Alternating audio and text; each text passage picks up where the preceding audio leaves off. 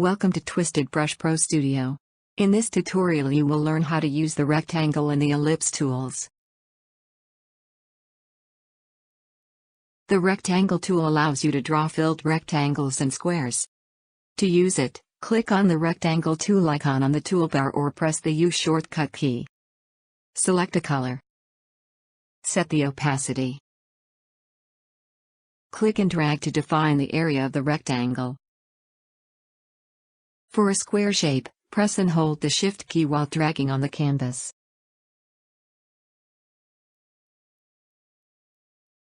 The ellipse tool allows you to draw filled ellipses and circles. To use it, click on the ellipse tool icon on the toolbar or press the O shortcut key. Select a color. Set the opacity. Click and drag to define the area of the ellipse. For a circle shape, press and hold the Shift key while dragging on the canvas.